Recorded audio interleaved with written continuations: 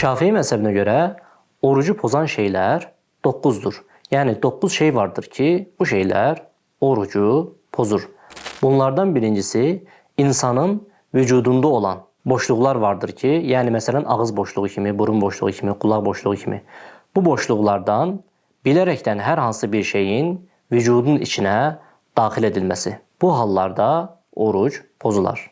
İkincisi, geçici olarak veya sonradan insanın başında açılan bir boşluktan, bir yaradan içine her hansı bir şeyin dahil olması. Bu xüsusilə başla əlaqəlidir. Bir şeyin dahil olması bu boşluktan insanın başına, bu zaman insanın orucunu pozar.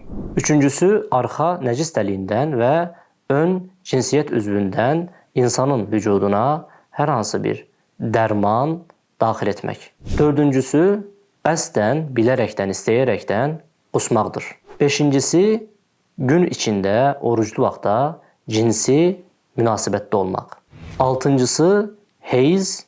Yedincisi, nifas. Sekizincisi, bir insanın o oruclu vaxtında dəli olması, ağlını itirməsi. Dokuzuncusu isə yenə o oruclu vaxtında dindən çıxmaqdır. Yəni bir insan oruclu vaxtında dindən çıxarsa, sonra yenə həmin gün içində yenidən İslam'a dönərsə, o insanın artıq orucu pozulmuşdur. Orucunu tezdən qaza etməsi lazımdır. İndiyə kimi saydığım bu 9 halda oruc pozulur.